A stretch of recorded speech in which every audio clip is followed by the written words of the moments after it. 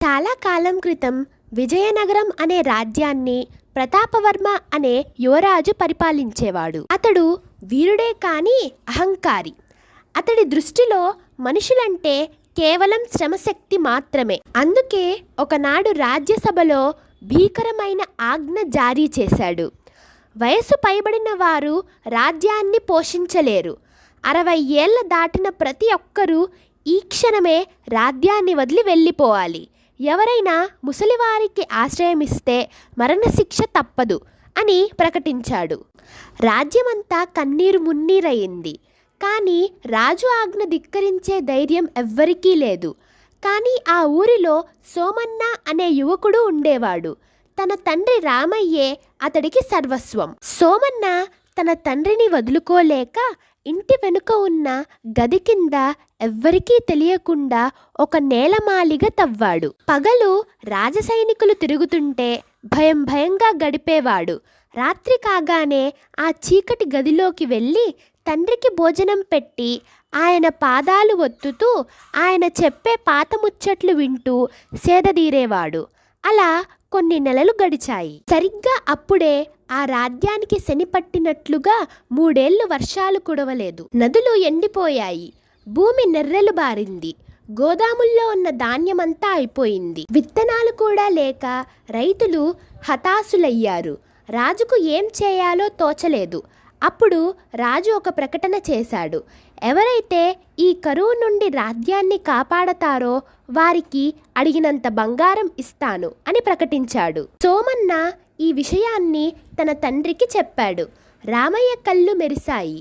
ఆయన తన అనుభవాలన్నిటినీ గుర్తు తెచ్చుకొని ఇలా అన్నాడు.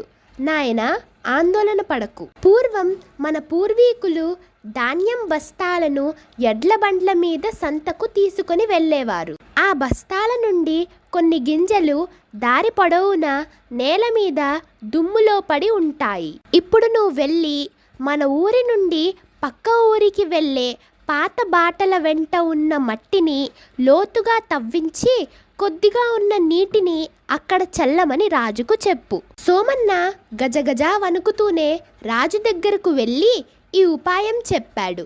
రాజుకు నమ్మకం కలగలేదు.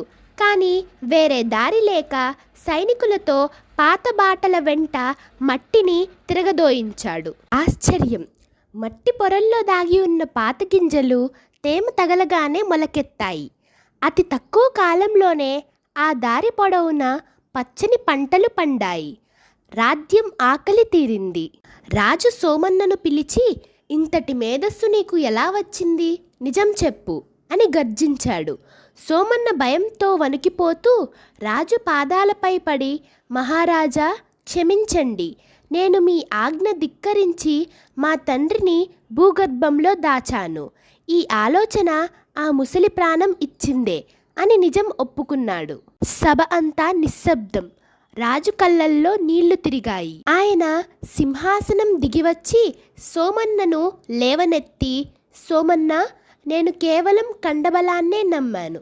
కానీ కష్టకాలంలో రాజ్యాన్ని కాపాడింది మీ నాన్నగారి అనుభవం. కళ్ళకు కనపడని వేర్లే చెట్టుకు ఆధారం అని ఈరోజే తెలుసుకున్నాను అని ప్రకటించాడు. వెంటనే రాజు తన ఆజ్ఞను వెనక్కి తీసుకున్నాడు. నేలమాలిగలో ఉన్న రామయ్యను గౌరవంగా పల్లకిలో రాజభవనానికి తీసుకువచ్చి అతడిని తన ముఖ్య సలహాదారుడుగా నియమించాడు.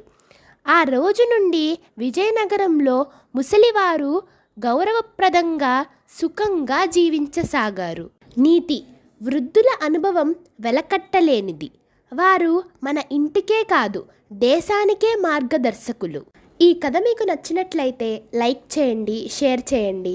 మరియు ఇలాంటి మరెన్నో కథల కోసం మా ఛానల్ని సబ్స్క్రైబ్ చేయండి.